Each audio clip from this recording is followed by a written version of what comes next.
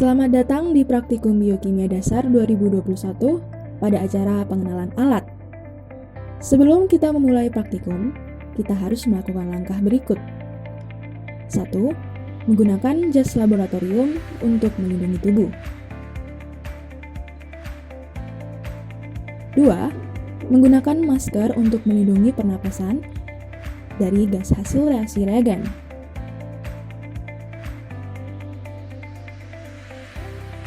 3. Menggunakan lateks untuk melindungi tangan dari larutan reagen yang dapat mencederai kulit. 4. Dan terakhir, jangan lupa berdoa dan tetap patuhi peraturan laboratorium serta perhatikan arahan asisten di laboratorium ya. Semangat! Berikut adalah alat-alat yang akan digunakan pada saat praktikum biokimia dasar.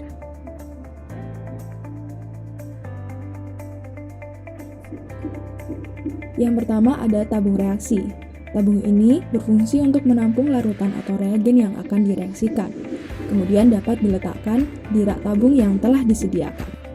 Kemudian ada bunsen untuk pemanasan, penjepit, ada korek, dan tabung reaksi yang ada isinya. Yang pertama, bunsen dinyalakan terlebih dahulu menggunakan korek yang ada. Kemudian penjepit digunakan untuk menjepit tabung reaksi. Ini adalah cara pemanasan di bunsen yang benar, sedangkan ini salah.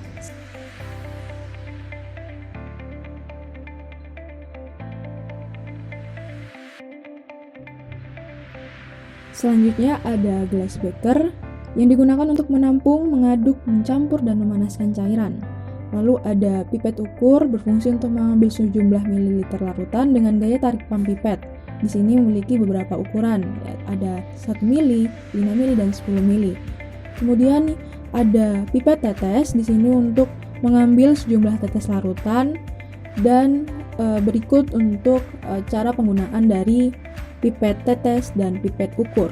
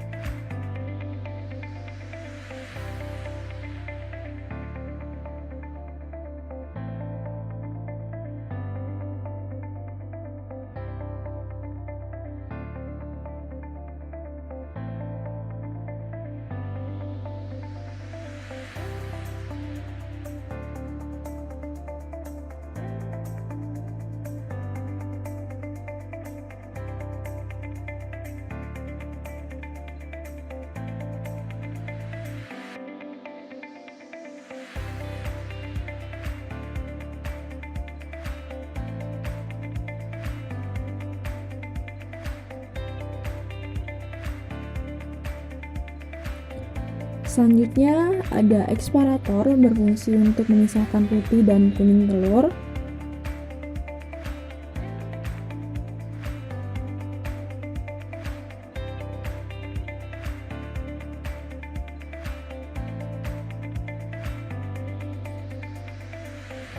Cawan porselen yang akan digunakan untuk menguji urin, khususnya di uji mureksida.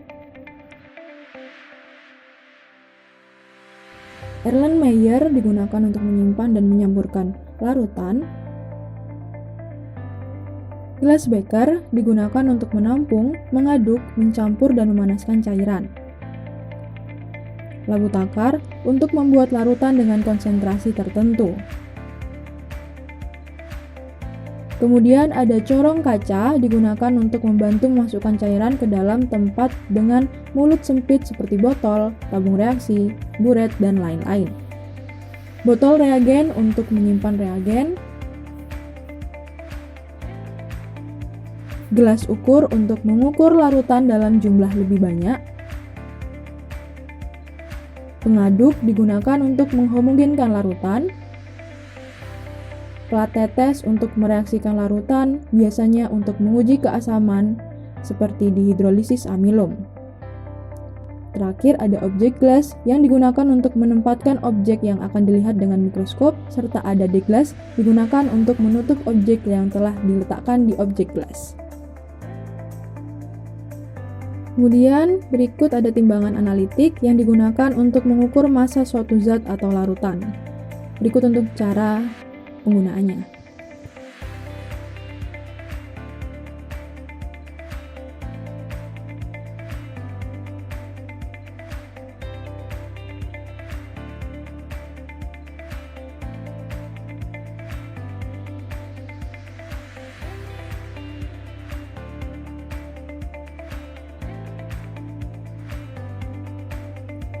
Berikut ada vortex yang berfungsi untuk menghomogенkan larutan dengan bantuan alat mekanik.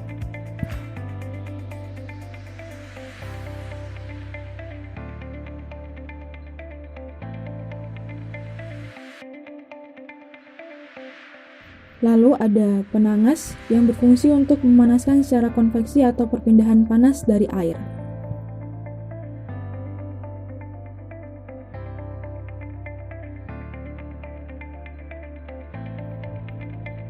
Kemudian ada sentrifuge yang berfungsi untuk memisahkan partikel yang larut sehingga membentuk endapan yang terpisahkan berdasarkan massa jenis partikelnya.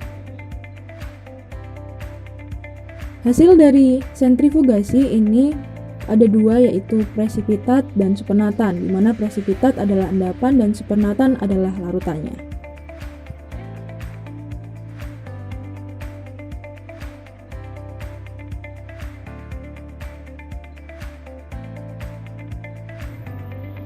Lalu mikroskop digunakan untuk mengamati objek secara mikroskopis, yang mana dari mikroskop ini masih ada beberapa bagian yang memiliki fungsinya masing-masing.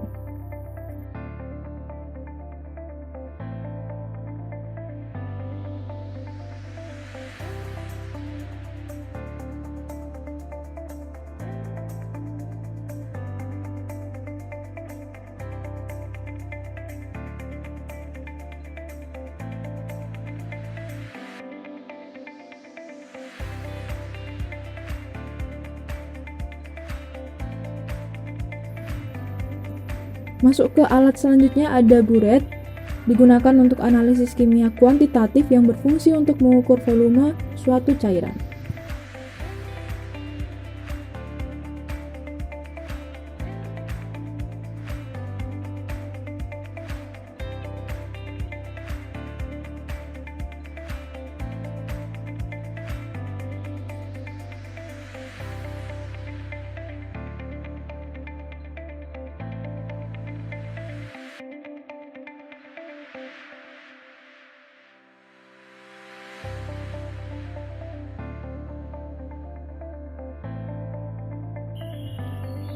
Kemudian selanjutnya ada water bath, alat berisi air yang digunakan untuk mempertahankan larutan pada suhu tertentu selama selang waktu tertentu.